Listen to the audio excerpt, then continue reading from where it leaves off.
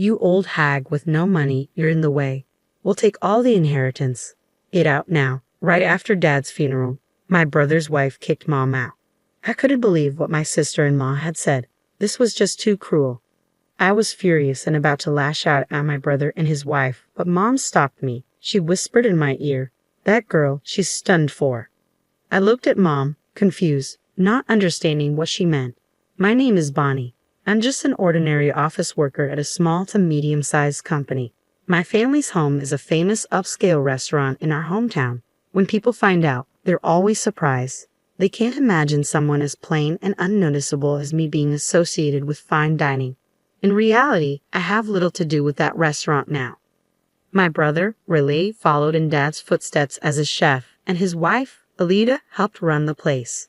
It's clear they will take over the restaurant, and there's no role for me. Dad was a chef and entrepreneur who made the restaurant famous in just one generation. In a word, he was a go-getter. He was tough at work, so I think it was hard on Mom, my brother, and his wife who worked with him. But away from work, Dad was a loving family man who made people laugh with his jokes. I loved Dad for that. Then one day, I got a call from Mom at work. "Your father has collapsed. Come to the hospital right away." I could tell from Mom's voice that Dad's situation was serious. I rushed to the hospital. When I arrived, Mom and the doctor were talking, looking very serious. "Mom, is Dad okay?" I asked after the doctor left, not knowing what was going on. Mom was looking worriedly at Dad, lying in bed and stroking his hand. His hands were thick and hard like a craftsman's. I love Dad's hands. "He's not in immediate danger, but it seems there will be after effects," Mom murmured, still looking at Dad.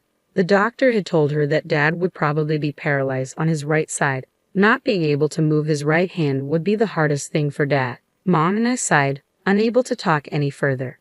"Is my father-in-law okay?" My sister-in-law's voice echoed in the quiet hospital room. She had rushed over after hearing from Mom. I thought she was worried, but as soon as she heard about Dad's condition and the after effects, her expression changed, and she began to smirk.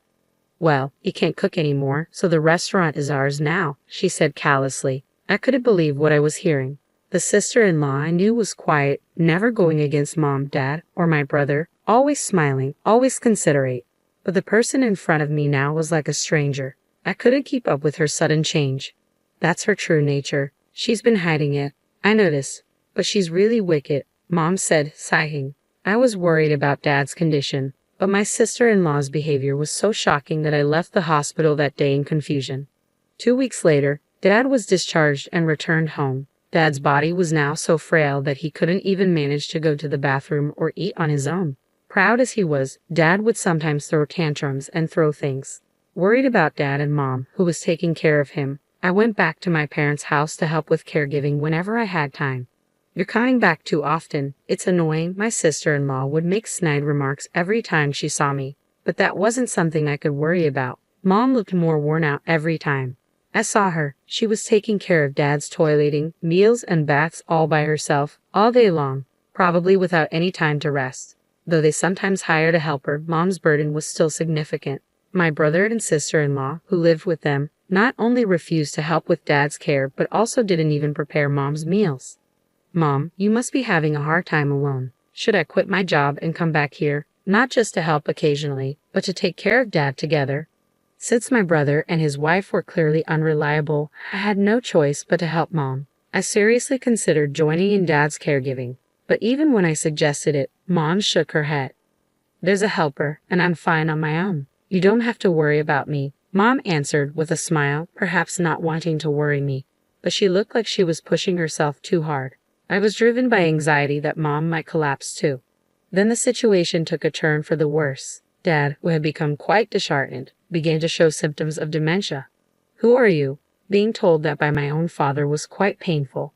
He used to act so high and mighty, and now he doesn't even recognize his own daughter. How pathetic, my sister-in-law, who happened to peek into the room, sneered at me. Forgotten by Dad or not, her attitude on top of the shock I was already feeling hurt me even more. "Father-in-law smells a bit. If you want to stay in this house, you better behave." My sister-in-law, her face twisted, pinched her nose and looked at Dad with contempt. Mom completely ignored her. She was probably holding back from reacting to the provocation. My sister-in-law clicked her tongue and left the room. Dad, it's okay. Mom spoke to Dad in a gentle voice, like soothing a child. Thinking about how my parents were being treated so roughly by my brother and his wife, I felt like crying. Dad's dementia continued to progress, and his body weakened more and more. It was soon becoming impossible to care for him at home.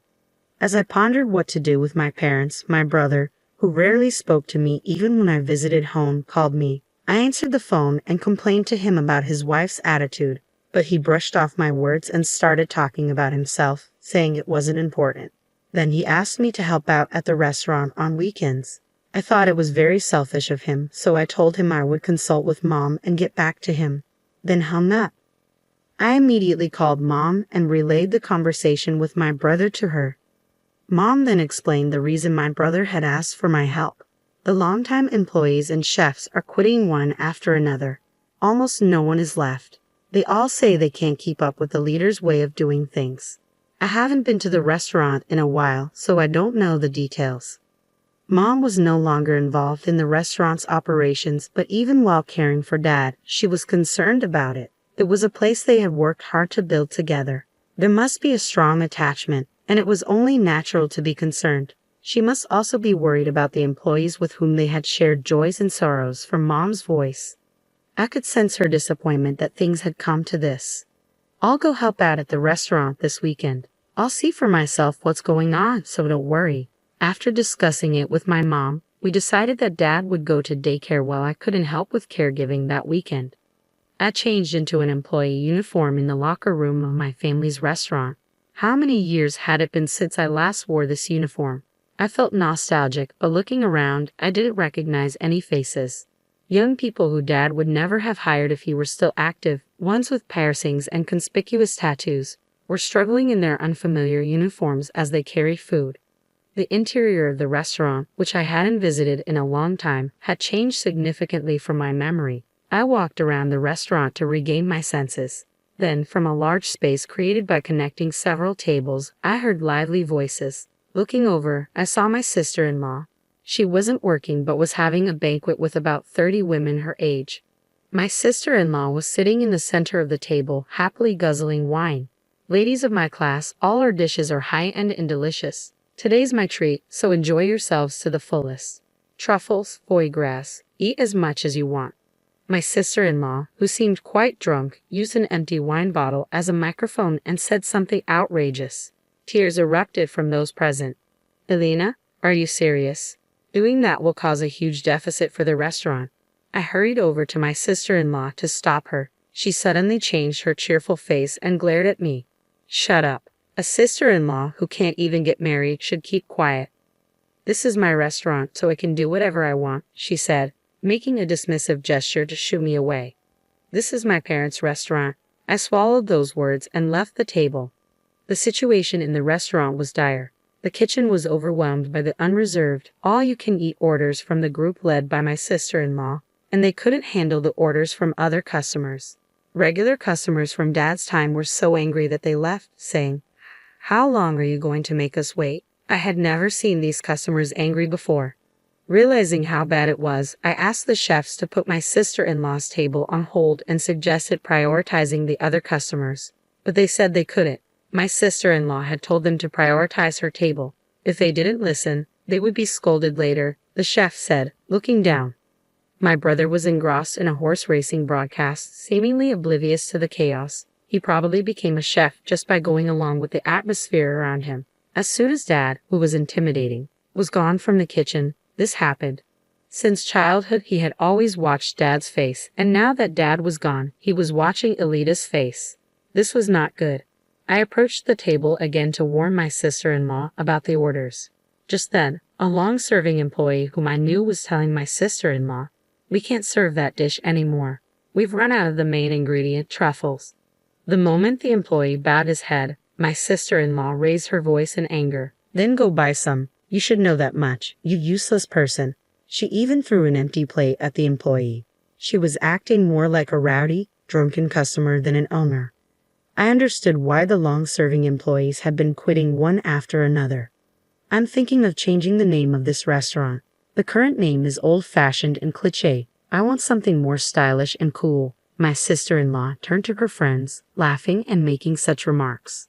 The restaurant was finished. Dad's once renowned establishment was nowhere to be seen. After finishing my help, I headed to the locker room, wondering how to tell Mom about this situation. She would surely be sad to know about this. Thinking so, my steps felt heavy as I headed home. The next day, when I visited my parents' house, I honestly told Mom about the situation at the restaurant. Mom sighed sadly. I thought it might be like that. My son has been under Elita's thumb since Dad fell ill, and the restaurant can't survive without your father. Tears welled in Mom's eyes, and her lips trembled. Seeing Mom like that, I couldn't hold back my tears either. I'm sorry. If I had been stronger, I could have protected Dad and Mom's restaurant. Mom patted my shoulder, saying it was okay. Let's give up on the restaurant. Mom persuaded me to do the same.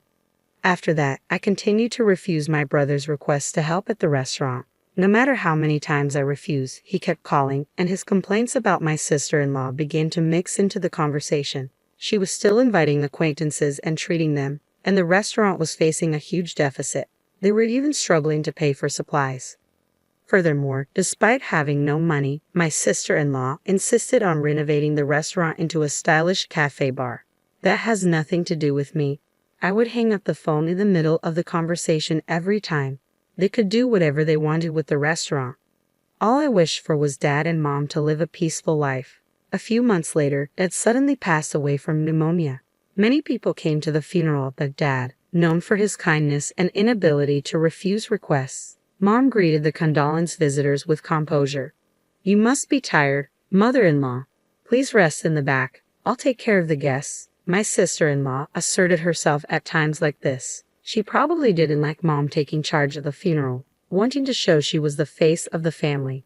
No, I'm in charge of the funeral, so I will properly greet everyone. Mom sternly rebuked her. Whether overwhelmed by Mom's forcefulness or not, my sister-in-law left the scene with a bitter face.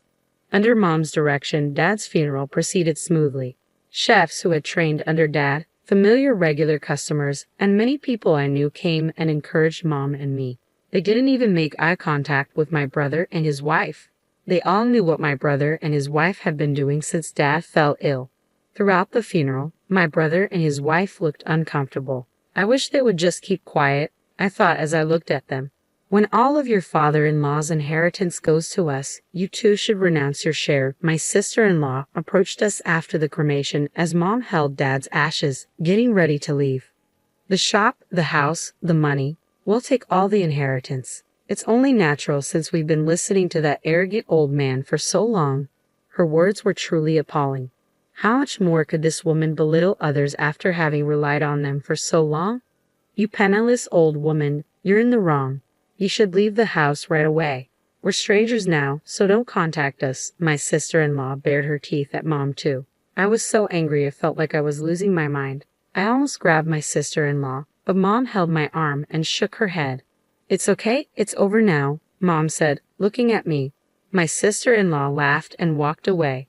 I felt like running after her and kicking her, but Mom was still holding my hand.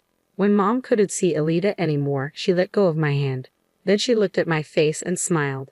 That girl, she's finished.